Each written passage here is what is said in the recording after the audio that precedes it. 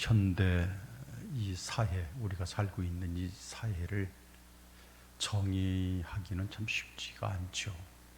원체 다양하고 또 다변화되어 있고 또 정보가 얼마나 많은지, 그러다 보니까 오늘 현대 사회가 이렇다 정의하기가 참 쉽지는 않습니다. 그런데 막스 리너라고 하는 유명한 사회학자 한 분이 계시는데, 그분이 그런 얘기를 하면은 조금 참고가 될 것 같습니다.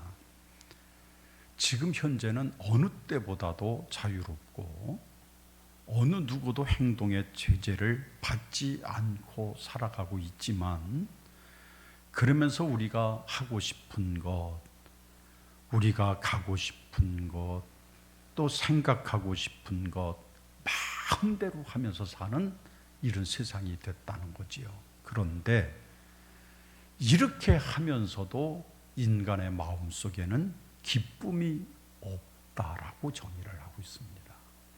기쁨이 없는 시대를 살아가고 있다라고 얘기하는 것이죠. 교회 안에서도 예수를 믿으면서 참 우리 마음속에 스스로 생각해 봐야 될 것은 기쁨이 없다는 겁니다. 예수를 믿으면서도 그 기쁨의 근원 되시는 예수를 내 마음속에 모시고 살면서도 우리 마음속에 기쁨이 없이 밋밋하게 인생을 살아가고 있다라고 우리는 오늘 우리 시대를 분별할 수 있습니다. 모든 사람들이 살아가는 것이 영혼 없이 살아가는 사람과 같이 살아갑니다. 형식만 존재합니다. 그렇게 살아가요. 가족들끼리도 형식만 존재하는 경우들이 많습니다. 그래서 생물학적으로 아버지와 자녀일 뿐이고 부모와 자녀의 관계일 뿐이지, 서로 교제하고 서로가 한 공동체로 하나가 되는 이런, 그래서 서로 간에 위로가 되고 기쁨이 되는 관계가 되지 못한 채 영혼 없는 그런 기쁨이 없이 밋밋하게 살아가는 것이라는 것입니다. 여러분, 우리가 부부간에도 그렇습니다. 형식만 부부로 살아가는 경우들이 참 많습니다. 부부라고 하는 것이 한몸 공동체라고 얘기를 하지만 한 몸 공동체답게 살지 못하는 거지요. 너는 너, 나는 나대로 사는 거예요. 그러니까 요즘 참 TV에 보면은 유행처럼 나오는 얘기가 결혼한다 그런 말들이 참 심심찮게 나와요. 서로 간에 부부인 것은 분명하지만, 부부로 사는 것은 확실하지만 너는 너대로 나는 나대로 살자라는 거죠. 그래서 결혼 생활이 이제는 끝났고 너는 너 나는 나대로 살자, 호적은 놔두고라도 살자라는 거죠. 여러분, 이런 경우를 볼 때 어떻습니까? 한마디로 현대사회를 표현하면 내용 없이 기쁨을 잃어버린 시대를 살아가고 있다, 이렇게 우리가 살아갈 수가 있습니다. 우리 한국 교회를 방문한 외국의 어떤 분이 한국 교회에서 예배를 드렸답니다. 예배를 드렸는데 전혀 보지 못했던 경건함도 있고 또 엄숙함도 있고 또 뜨거움도 있고 또 참 다른 나라에서 보지 못하는 그런 한국 교회만 갖고 있는 특징들이 있어서 다 메모를 하면서 야 좋다 이렇게 했다는. 근데 예배를 드리면서 실망을 하고 그 다음에 그 얘기를 하더라는 거죠. 나는 그 한국 교회에 수많은 사람들이 예배당을 향해서 주일날 막 몰려오고, 어떤 경우에는 다음 예배를 기다리기 위해서 줄을 서기도 하고, 이렇게 많은 사람들이 몰려오는데 얼굴에는 하나같이 기쁨을 가지고 희락이 있고 마음속에 평안이 얼굴로 나타나 있는 그 모습을 보지 못했다는 거예요.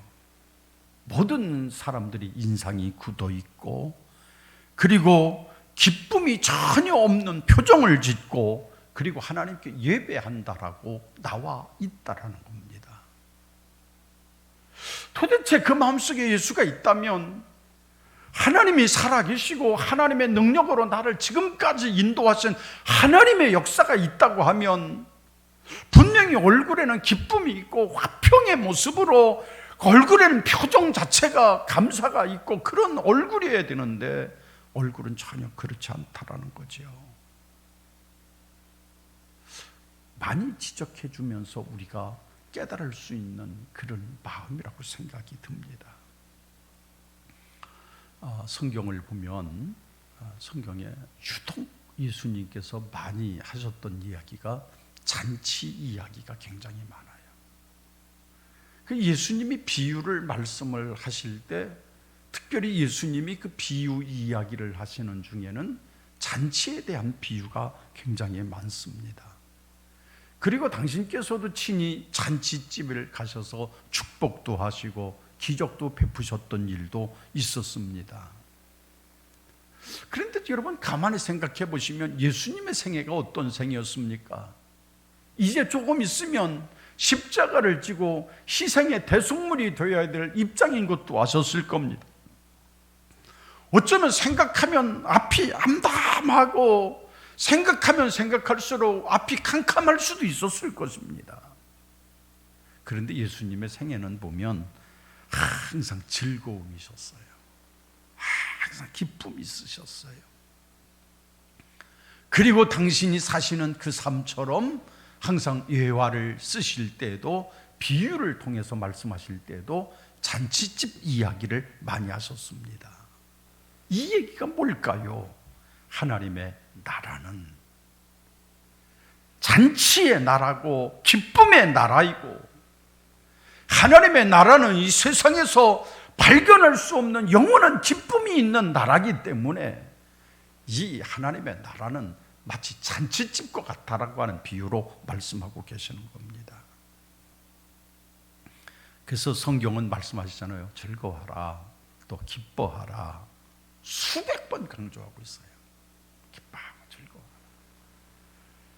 항상 기뻐하라. 그리고 즐거워하고 기뻐하라. 주 안에서 다시 말하노니 기뻐하라. 주님은 계속해서 기뻐하라, 그리고 즐거워하라고 하는 말씀을 계속해서 해주시고 있습니다. 그런데 오늘 우리들이 인생을 살아가는 과정을 보면 참 이렇게 힘차게 기쁨으로 살아가기보다는 힘겹게 살아가는 경우가 더 많은 것 같습니다. 하루하루가 짜증납니다. 세상이 못마땅해져 보이기도 합니다. 그러다 보니까 스스로 다른 것으로 인해서 스스로 마음속의 행복도 다 잃어버린 채 살아가는 거예요. 요즘 여러분들은 어떻게 사셨습니까? 우리나라도 보면 이제 대통령 선거를 앞두고 있다 보니까 참 짜증나는 일이 많아요. 여러분 거짓말 같은 말이지만 뉴스에 나온 얘기 보셨죠? 화천대유라고 그러나요? 도대체 지금이 어디서부터 시작을 해서 어떻게 전개되는지조차도 지금 잘 모르고 있는 형편인 것 같습니다. 그런데 많은 사람들이 지금도 도대체 어떻게 이 나라에서 이런 일이 발생할 수 있겠느냐라고 다 의아해하면서도 도대체 요즘은 전화를 와도 통화 내용이 거의 그런 내용이에요. 세상에 어떻게 살 맛이 안 난다는 거지요. 8천만 원 투자를 해놓고 금방 있다가 얼마요? 150억을 찾아간답니다. 이게 상상이나 못해요. 그 회사에 다니는 국회의원 아들은 퇴직금으로 6년 동안 근무를 하고서 퇴직금으로 얼마를 찾아가요? 50억 퇴직금을 받아갔대요. 혹시 직장들 다니시니까 다녀셨던 분들 한번 생각해 보세요. 이게 있을 만한 이야기인가요? 인류 기업에 다녀도 퇴직금 50억 받아가는 사람 없을 거예요. 그러니까 근거는 없지만 이거 뇌물 아니냐? 요즘 막 짜증이 나요. 짜증이 나요. 아파트는 어떠십니까? 자고 일어나면 1억씩 올라가는 것 같아요. 자고 일어나면. 얼마 전에 어떤 분이 그런 얘기를 하세요. 아파트가 평당 1억씩 갈 겁니다. 그래요. 그래서 예? 1억이라니요? 20평 아파트는 20억, 30평 아파트는 30억, 40평은 40억 된다는 거예요. 설마. 제가 그래서 설마. 요즘 같은 추세라면 더 오르면 오르지 덜 올라갈 것 같지는 않아요. 그러니까 집이 참 불행 중 다행스럽게 내 집을 그래도 가지고 계신 분들은 올라가니까 좋은 면도 있죠. 아유, 내 집이 조금 있으면 또 올라간대야. 좀 있으면 5억 올라갈 거고, 좀만 더 있으면 10억 올라가게 되고, 아싸, 됐다.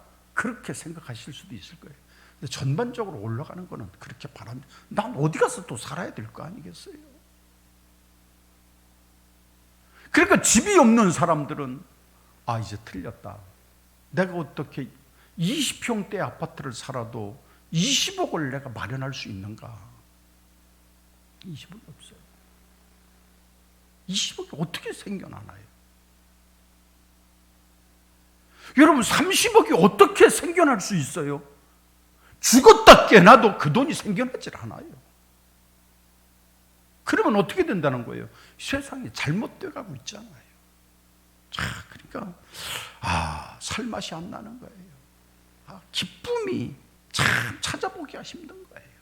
기쁨을 가지고 살기가 정말로 힘든 거예요. 세상에 도대체 왜 세상이 이렇게 돼 버렸나 탄식밖에 나오지 않잖아요.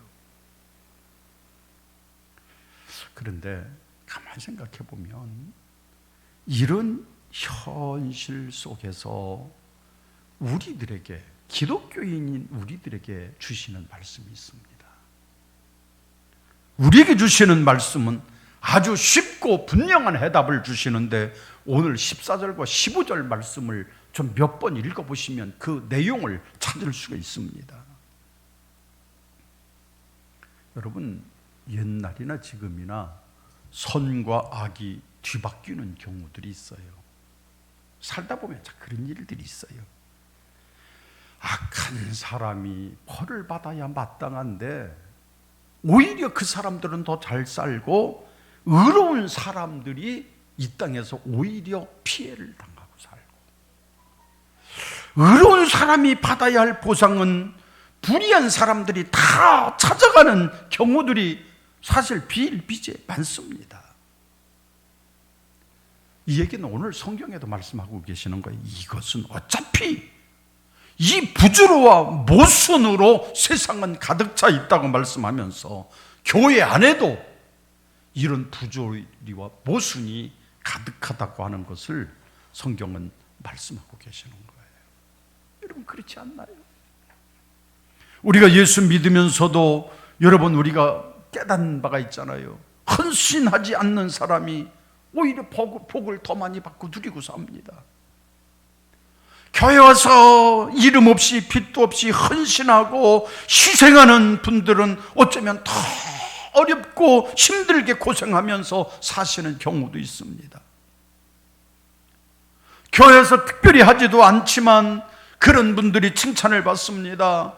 열심히 일하고 계시는 분들은 도리어 마음에 상처를 입고 시험에 빠지기도 하고 그럴 때가 참 많이 있습니다. 그런 일들이 얼마든지 많이 있잖아요. 그런데 이런 현실 앞에 15절 오늘 말씀에는 분명히 말씀하시는 거예요. 한번 우리 15절 같이 한번 읽어보시면 좋겠습니다. 우리 15절 말씀 다 같이 시작. 이에 내가 실학을 찬양하노니 이는 사람이 먹고 마시고 즐거워하는 것보다 더 나은 것이 해 아래는 없음이라.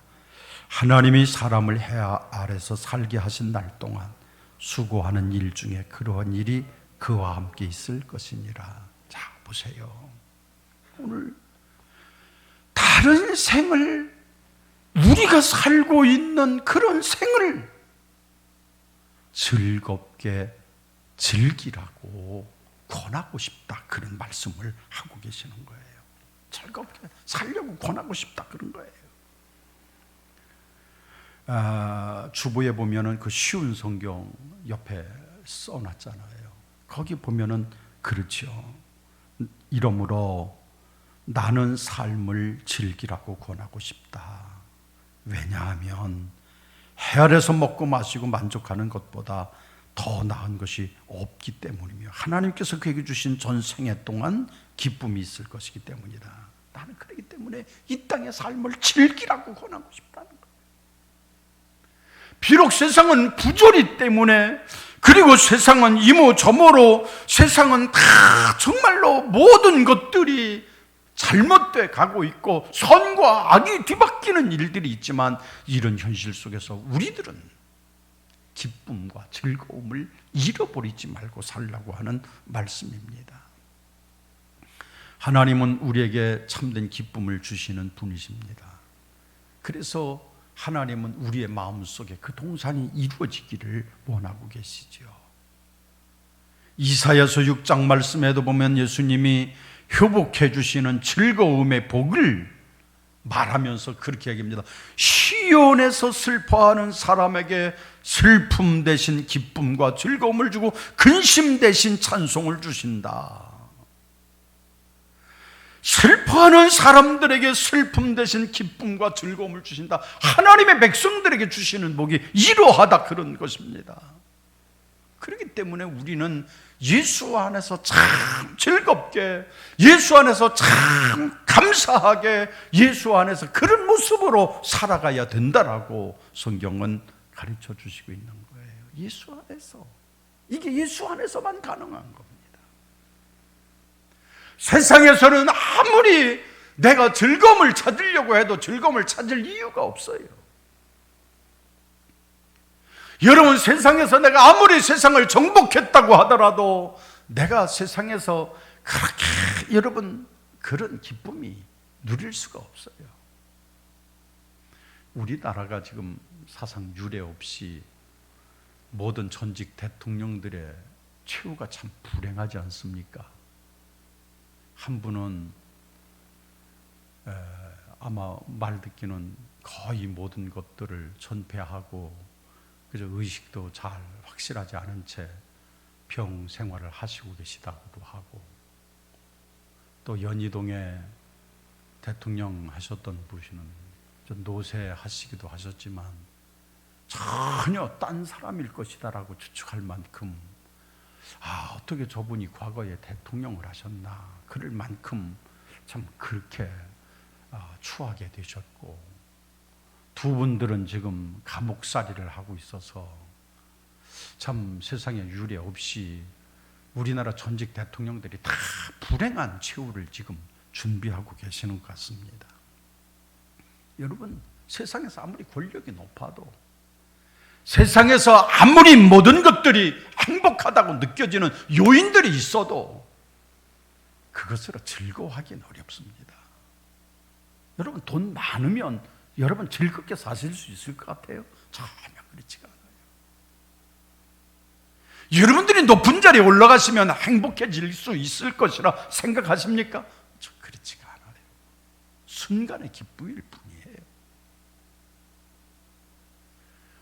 오늘 이 즐거움을 예수 안에서 찾으라고 성경은 말합니다.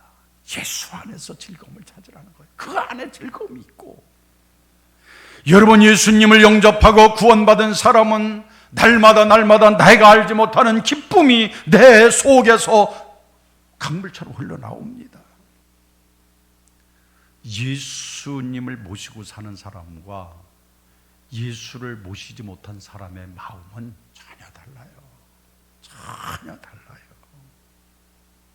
예수를 모시고 살면 예수님 때문에 내 죄가 용서함 받습니다. 내가 하나님의 자녀가 됩니다.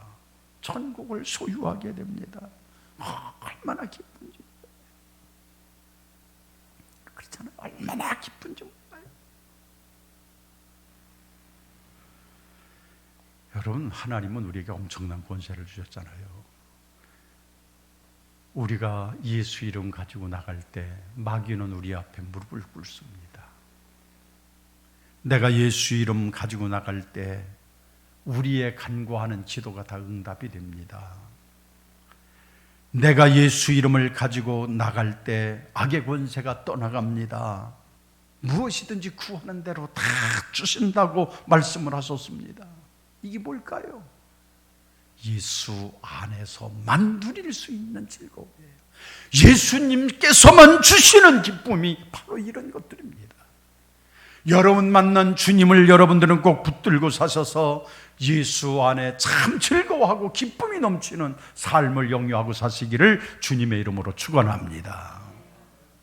우리는 어쩌면 좀 그런 것 같아요. 돼지 같은 삶을 사는 거 아닌가 이런 생각이에요. 예수님 말씀하시죠. 돼지에게 진주를 주지 않는다고 그랬어요. 돼지에게는 뭐요? 먹을 수 있는 것 필요하지 진주는 필요치 않아요. 진주는 누구에게 필요해요? 우리에게 필요한 거예요. 하나님께서 우리에게 진주와 같은 하나님의 복음을 우리에게 엄청나게 주셨습니다. 그런데 돼지처럼 이 복음은 뒤로 미룬 채 세상에 먹을 것 마실 거에 급급해서 세상의 것에 급급해서 살아갈 때가 얼마나 많습니까? 그렇잖아요. 하나님이 주신 놀라운 신비한 세계가 있는데, 하나님이 주시는 엄청난 기쁨의 세계가 있는데, 우리는 이 기쁨을 잃어버린 채 예배를 드려도 얼굴에 웃음기가 하나도 없어요. 뭐가 그렇게 불평불만이 많은지 잔뜩 고리는 것처럼 그러셔야 되겠어요. 여러분 잘 생각해 보세요. 지금 내가 기쁨을 가지고 살고 있는지, 나는 세상 근심 걱정 그대로 가지고 오늘 예배 드리면서도 근심 걱정하며 사는지 한번 생각해 보십시다. 오늘 우리는 예수 안에 참 해답이 있고, 예수 안에만 진정한 영적인 은혜가 있고, 예수 안에만 진정으로 주시는 하나님의 역사가 있음을 기억하셔서 오직 예수 안에 내가 살리라, 내가 주 안에 살리라 고백하며 사시기를 주님의 이름으로 축원합니다. 두 번째로는 교회 생활을 하면서 기쁨과 즐거움을 찾아야 돼요. 교회 생활. 여러분, 교회가 무엇입니까? 교회는 그리스도의 몸이에요. 이게 비록 교회가 세상에 있고 또 세상의 지배를 받습니다. 이사야서 말씀을 보면 리와 야단의 세력이 교회를 지배하기도 해요. 그 참 이 지배를 받으면서 합니다. 우리 장로님 기도했지만 아직도 관공서의 지배를 받고 그들의 지시를 따라서 모이라면 모이고 모이지 말라면 모이지 않고, 참 이런 좀 어떻게 지나고 보면 참 이상한 거예요. 뭔가 꼭 당한 느낌이 드는 거 아니에요? 즉 그런 마음이 있잖아요. 아니 뭐 예배당 온다고 해서 다 코로나가 뭐 몰려오는 것도 아니고, 아니 뭐 우리가 교회 와서 예배 드린다고 뭐 특별할 게 있어요? 여러분 보면은 저 공연장 같은 경우에는 5,000명까지 가능합니다. 한 공간에 5,000명까지 가능해요. 그러면 공연장이나 예배당이나 뭐 특별히 다를 게 있나요? 특별히 없어요. 근데 예배당은 뭐 예배당에 20%를 참석해라, 10%를 참석하라, 이게 말이 되는 얘기예요? 무슨 예배당 안에 무슨 뭐 닭이나 돼지 새끼 몰아놓듯이 인원수 맞춰서 몰아놓나요? 이건 말도 안 되잖아요. 참 보면 그래요. 그런데 교회는 어쨌든 하나님의 거룩한 주님의 몸된 교회라고 말씀하고, 그래서 이 땅의 지상에 머물러 있는 하나님의 거룩한 전이고 주님의 몸인 거예요, 여기가. 그러니까 교회는 함부로 대하면 안 돼요. 여러분, 지금까지도 수없이 많은 정치사에서 정치인들이 교회를 건드렸다가 그들이 마지막 참 최후의 아픈 상처를 가진 사람들이 역사적으로 얼마나 많은지 몰라요. 여러분, 교회는 주님의 몸이기 때문에 그래요. 주님의 몸이에요. 우린 날마다 여기 머물러 사니까 뭐 별 느낌이 없이 살 때가 많이 있지만 이 주님의 몸이기 때문에 주님이 특별히 관장하시고 주님이 친히 주장하시고 주님이 친히 역사하시는 교회가 이게 교회입니다. 그래서 우리는 이 교회의 삶, 교회의 생활을 잘 써야 돼요. 여기서 기쁨을 누리는 천국 생활이 돼야 됩니다. 여러분, 교회에 오셔서 근심 걱정이 있고 그러면 그 신앙생활 잘못하고 계시는 거예요. 제가 볼 때는 어떤 교회들은 서로 교회가 분열이 돼서 한 사람은 교회 본당에서 드리고 한쪽은 교육관에서 드리고 서로 이게 교회입니까? 교회 아니에요. 거기에 있는 목사들도 목사라고 할 수가 없고 교인들도 교인이라고 말할 수 없어요. 그게 어디 교회입니까? 교회는 그리스도의 몸이에요. 그래서 정말로 교회가 천국이 돼야 돼요. 교회가 천국이 돼야 돼요. 저는 참 우리 교회를 이렇게 보면 교회는 적지만 참 일하시는 헌신자들이 참 많이 계세요. 참 많이 계세요. 내 집처럼 그냥 이렇게 일하시고 봉사하시고 하시는 분들이 참 많으세요. 늘 그러면서 하시는 말씀이 우리 교회는 천국 같은 교회 만들어 누구든지 와서 천국 같은 마음을 갖고 이 교회에 들어오도록 하기 위해서 열심히 하시는 거예요. 예배당 청소를 하시고 화장실 청소를 하시고 나무를 베고 바깥에 풀을 깎고 그냥 각각의 다양하게 일들 하세요. 왜? 천국 같은 교회 누구든지 와서 근심 걱정 없이 이 교회에 와서 위로가 되고 이 교회에 와서 참 하나님을 만나시라고 하는 나는 그런 노력이고 그런 힘씀이라고 생각이 들어요. 얼마나 감사한지 몰라요. 여러분, 우리는 교회 생활 여기가 바로 천국이 돼요. 천국이. 교회만 오면 기쁨, 교회만 오면 너무나 감사하고 교회만 오기만 하면 정말로 마음속에 기쁨이 샘솟듯 하고 이 교회 생활을, 이 천국 생활을 잘하세요. 여러분들은 오늘도 교회 오셔서 천국 같은 교회, 이 우리 교회에서 주님을 만나는, 그래서 교회 생활이 성공적으로, 그래서 즐거움이 가득한 은혜가 있기를 주님의 이름으로 축원합니다. 이 교회 생활은 첫째는 예배의 기쁨을 찾아야 합니다. 예배.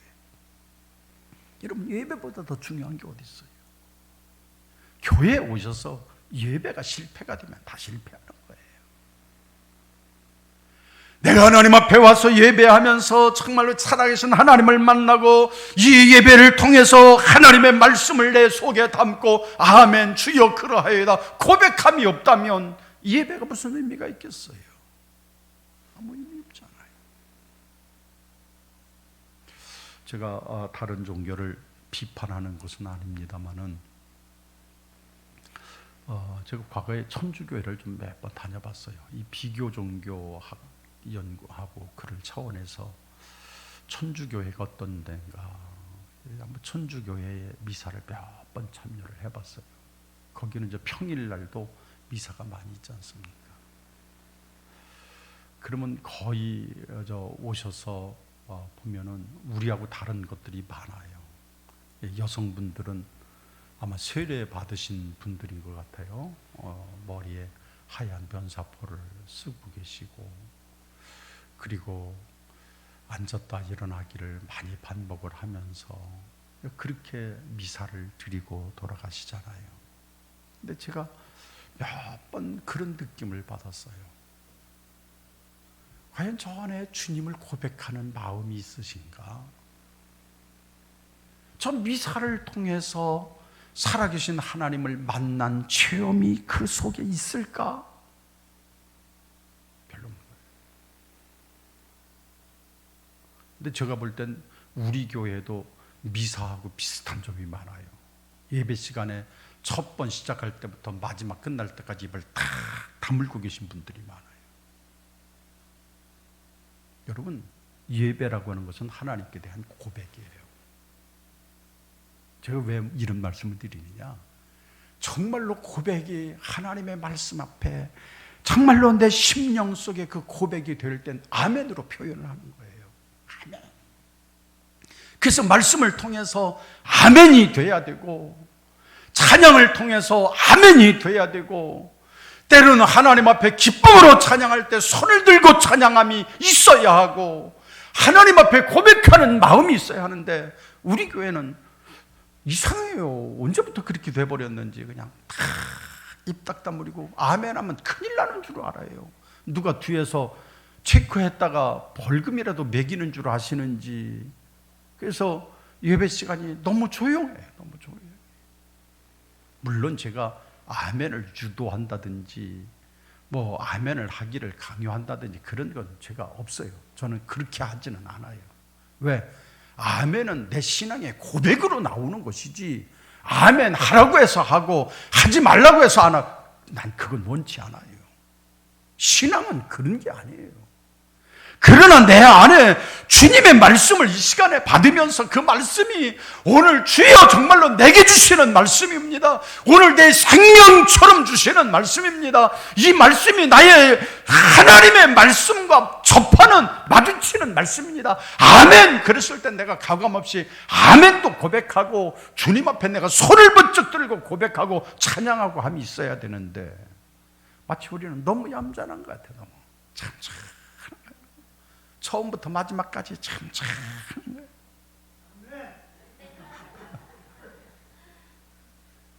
여러분, 날마다 고백하는 교회 생활이 되시기를 주의 이름으로 축원합니다. 이 고백이라는 게 아멘이에요. 고백이 아멘이에요. 그리고 우리들 보면 기도 시간에도 누가 기도를 하든지 기도 시간에는 내가 함께 고백하는 게 기도예요. 여러분, 우리 오늘 김 장로님이 기도했는데, 김 장로님 기도했다고 저는 김 장로가 혼자 기도하는 거니까 나는 전혀 그렇지 않아요. 눈만 감고 있는 게 아니에요. 그 기도와 내가 일체화가 되는 거예요. 그래서 그 기도 속에서 내가 할 기도를 대표자가 하니까 우리가 다 같이 할 수 없으니까, 그러니까 그 기도 속에 아멘이 나오고 기도 속에 주여가 나오고 그 기도 속에 함께 내가 증참하는 거예요. 증참하는 거예요. 이게 예배예요. 예배. 우리는 그렇지가 않아요. 제가 어쩌다 일부 예배 때는 우리 성도들이 많이 오시질 않으니까 일부 예배 때 기도를 하면은 아멘 하는 분이 하나도 없어요. 일부 예배에도 다 점잖아요. 일부 예배도. 그럼 내가 예수님의 이름으로 기도합니다. 우리 전도사님도 입 딱 다물고 그 이도 안 해요. 잘. 반주자도 우리 은희 선생도 안 해요. 다 안 해. 다 안 해. 그래서 저걸 훈련을 시킨다고 되는 걸까? 정말 막 다른 교회처럼 아멘! 또 다시 한번 아멘! 아멘! 막 계속 해가지고 아멘을 시켜서 훈련을 돼야 될까? 훈련되는 아멘이 무슨 의미가 있을까? 이런 생각이 드니까 저는 그렇진 않아요. 그런데 한 가지 의문이 드는 것은 과연 신앙 고백이 이루어지고 있는가? 신앙 고백이 이루어지고 있는가? 여러분, 예배를 드린다, 예배를 잘 드리는 것은 내가 가만히 앉아서 그래요, 내가 조용히 있어줄게, 이게 예배 잘 드리는 게 아니에요. 여러분, 예배 시간에 조용히 앉아서 끝날 때까지 말 한마디, 입 한 번 띄지 않고 이게 예배 잘 드리는 게 아니에요. 말씀 속에 아멘으로 내가 고백을 하고 찬양을 통해서 그런 고백이 일어나고, 그래서 하나님과 내가 함께 만나서 내가 나의 신앙을 주님께 드리고 주님의 은혜를 받고, 여러분, 숨 쉬는 것과 똑같잖아요. 숨이라는 게 어때요? 여기 좋은 공기 있다고 계속 들어만 마셔보세요. 죽어요. 내 안에 나쁜 기운, 나쁜 공기를 뱉어내고 새 기운을 맡고, 이게 호흡이에요. 이게 예배도 마찬가지인 거예요. 가만히 앉아서 귀만 열고 주여 그냥 말씀만 내가 듣고 가겠습니다, 이것이 예배가 아니라 내 속에 있는 것들을 회개하면서 내어놓고 하나님의 은혜를 받고, 이게 교통이 이루어지는 거예요. 교통이. 사랑하는 여러분, 진정한 예배의 기쁨, 예배의 기쁨이 여러분 속에 넘치시기를 주의 이름으로 축원합니다. 그리고 섬김의 기쁨을 우리는 가지고 살아야 돼요. 섬김의 기쁨. 사람이 이 섬기는 것과 섬김을 받는 것과 여러분들은 어느 것이 더 기쁠 것 같으세요? 누가 와서 나를 막 섬겨줘요. 심부름도 해주고 다리도 주물러주고, 누가 행복할까요? 당연히 섬김 받는 분이 행복할 것 같지만 그렇지 않다는 거예요. 섬기는 분이 행복한 거예요. 제가 옛날에 어느 분을 소개를 받아서 대화를 하게 됐어요. 성함은 기억이 나질 않습니다. 그런데 그분들이 그 선교회를 운영하고 계시는 분이신데 참 기억에 남아요. 섬나 선교회라는 거예요. 섬나 선교회. 그러면서 얘기해요. 우리는 섬김과 나눔을 하고 있습니다. 그러시냐고. 평신도시인데 섬김과 나눔을 전문으로 저희는 하기를 결심을 해서 섬나 선교회라고 정해놓고 한다 이거예요. 그래서 때로는 한 주에 한 번씩을 봉사하기도 하고, 정 안 될 때는, 바쁠 때는 한 달에 한 번 봉사를 하기도 합니다. 주로 어디를 가느냐? 소외되고 외롭고 그런 분들을 찾아간다는 거예요. 그래서 대표적으로 가는 데가 소록도 같은데, 나완저촌 같은 데를 가서 그분들 밥도 해드리고 또 청소도 해드리고 뭐 이런저런 안마도 해드리고, 그분들하고 어떤 때는 1박 2일을 거기서 같이 기거하면서 지내다 온다는 거예요. 처음에는 여성분들은 그분들을 만나질 못했다는 거예요. 가다가도 막 코가 일그러지고 귀가 없어지고 눈이 막 일그러지고 입이 막 그렇고, 그런 분들을 감히 만질 수가 없는 거예요. 무섭고. 저도 목회를 하면서 그 소록도의 그 애양원에서 그 공연단들이 계셨어요. 그래서 한 번은 우리 교회에서 한번 꼭 좀 했으면 좋겠다 그래서 오시라고. 그랬는데 그런 분들이 한 20분 정도가 오셨어요. 20분 정도가 오셔서 공연을 하시는데, 목사인 저도 선뜻 손을 내밀어서 아이고 환영합니다, 오셨습니까? 그러질 못하겠어요. 막 그냥 손이 다 이렇게 되고 막 그냥 눈이고 뭐고, 아이고 얼마나 험악스러운지요. 그런데 그분들은 그냥 아이고 목사님 고맙습니다 하면서 막 안고, 막 그냥 안고 잘 손으로 처음에는 이상하더라고요. 보니까 그분들이 다 음성이 든 거예요. 그래서 이제 그분들에게 우리가 눈으로 처음에 보기에는 그렇게 혐오감이 느껴져도 그분들 보면 얼마나 순박한지 몰라요. 그래서 이제 그분들에게 봉사하고 이러다 보면 그분이 그런 얘기를 해요. 우리가 그렇게 1박이나 1박 2일 동안 이렇게 봉사하고 오면 한 달 동안 우리가 스트레스 받았던 모든 세상의 삶이 싹 치유가 돼가지고 옵니다. 오히려 우리가 은혜를 받고 옵니다. 그래요. 목사님 이상하시지 않으세요? 우리가 그렇게 힘들여 수고하고 우리가 그렇게 섬겼지만, 그러나 내가 큰 은혜를 받고 와서 스트레스가 다 날아갔습니다. 우리는 그래서 또 갈 겁니다. 이래요. 그렇구나. 섬김을 받는 것보다 섬기는 자가 더.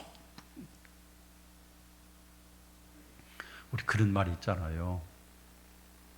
건강해지려고 우유를 먹는 사람보다 우유를 배달해 주는 사람이 더 건강하다는 거예요. 그렇잖아. 건강해지려고 집안에 앉아서 우유를 받아 먹는 사람보다 돈 벌어 먹으려고 우유를 배달해 주는 사람이 훨씬 건강하다는 거예요. 똑같아요. 내가 섬김을 받으면 행복할 것 같지만 내가 섬김을 받는다고 행복한 건 전혀 없습니다. 오히려 섬길 때 행복합니다. 옛날에 어떤 왕이 우울증으로 고통을 겪었다고 그럽니다. 아무리 약을 써도 백약이 무효예요. 왕이 고치지를 않아요. 그래서 그 점성술가들을 다 불러 모아놓고 내가 이렇게 되니 내가 날 수 있는 방안을 좀 마련을 해봐라. 그랬더니 그 중에 여러 사람이 그렇게 얘기를 하는 거예요. 왕이요, 걱정하지 마십시오. 이 세상에서 가장 행복한 사람, 그 사람이 입고 있는 외투를 가져다가 왕이 잠깐이라도 입으시면 그러면 왕은 병에서 나실 수가 있습니다. 그러니까 신하들을 다 동원해서 1년 동안을 사람들을 사방으로 보내서 이 땅에서 가장 행복한 사람을 찾으라고 그랬습니다. 동네 가서 누가 제일 행복할까요? 이 동네는 돈 많은 사람이 제일 행복하겠죠. 저 만석지기가 제일 행복하겠죠. 다 찾아갔는데 가보니까 행복이요. 아이고, 근심만 더 많아요. 만석이면 뭡니까? 농번기 때 이거 농사 지려면 정신없어요. 아이고, 필요 없어요. 내가 뭐 그렇다고 해서 하루에 뭐 10끼를 먹고 삽니까? 아이고, 건강한 사람을 찾아가서 얘기합니다. 당신 행복하십니까? 아이고, 내가 병은 없지만 병이 없다고 행복해집니까? 내 주머니에 돈도 없고 돈 달라는 애들은 많고 아이고, 지겨워 못 살겠어요. 다 찾아봐도 행복하다는 사람이 하나도 없는 거예요. 그래서 그 신하들이 다 포기하고 돌아가려고 그러는데 마지막 여기는 정말로 행복한 사람이 있답니다. 한번 만나보고 가시죠. 가보니까 이 거적대기로 지은 집에 사람이 하나 살고 있는데 그에게 물었어요. 당신 행복합니까? 난 너무 행복합니다.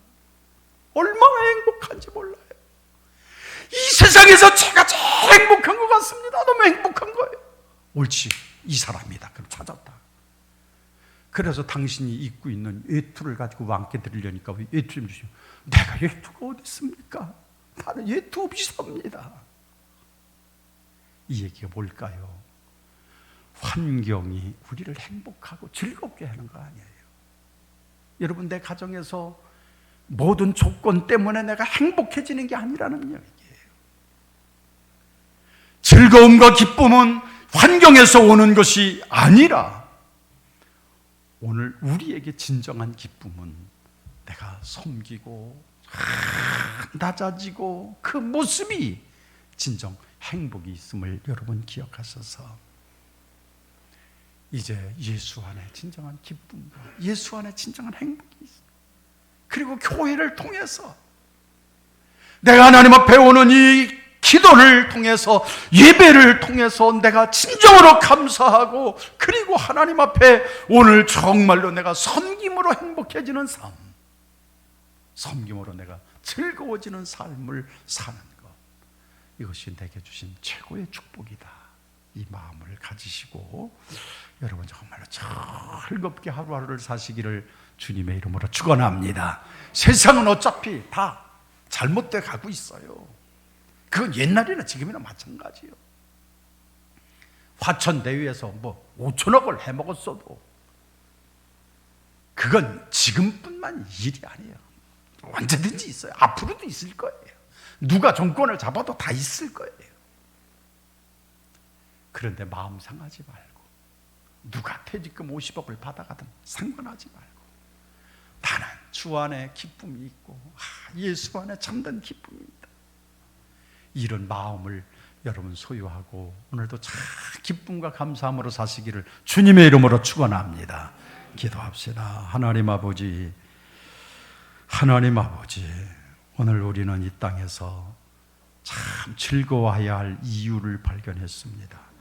세상은 잘못된 여러 가지 일이 있어도 너희는 그럼에도 내가 너희를 구원하노니 너희는 즐거워하라고 하셨던 이 말씀 그대로 우리가 참 즐거워하고 기쁨으로 살아갈 수 있게 하옵시고, 오늘 교회 안에서 예배를 드리면서 교제하면서 참된 기쁨을 누리는 은혜가 있게 하여 주옵소서. 예수님 이름으로 기도하옵나이다. 아멘.